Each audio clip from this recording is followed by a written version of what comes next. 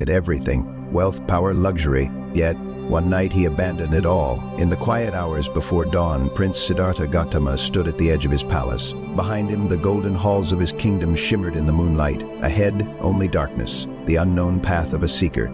This was the moment that would change the course of history. Siddhartha was born into a world of unimaginable privilege. His father, the king, had shielded him from suffering. The prince lived surrounded by music, fine garments, and the pleasures of the world. Yet something was missing. One day, Siddhartha left the palace for the first time. What he saw shook him to his core. A sick man, an old man, and finally, a corpse. He had never known suffering, but now he understood. Wealth could not stop time. Power could not stop death. If suffering is inevitable, what is the purpose of life? The question burned within him. Late one night, while his wife and newborn son slept, Siddhartha made his choice. He kissed them goodbye, knowing he might never return. Then he stepped into the night, leaving behind his title, his wealth, and his identity. With a single act, he became a wanderer, dressed in rags, carrying nothing but a begging bowl and a restless soul.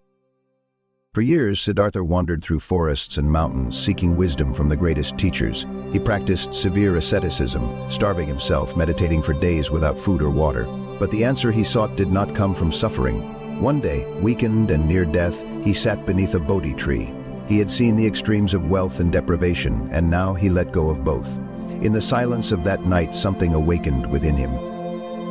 As the morning star rose, Siddhartha opened his eyes. He was no longer the prince, no longer the seeker. He was the Buddha, the awakened one. He had seen through the illusion of suffering and desire. He understood that peace was not found in riches or hardship, but in the middle path, a life of balance, wisdom, and compassion. With this realization, he knew his journey had only just begun. Siddhartha had walked away from his throne, but in doing so he had discovered something greater, a truth that would guide millions for centuries to come. The greatest renunciation is not of wealth, but of illusion.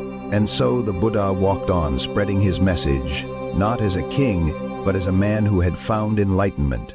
What does it mean to truly let go? Can we free ourselves from the illusions that bind us? Let's explore these questions together. Subscribe for more stories of wisdom, power, and transformation.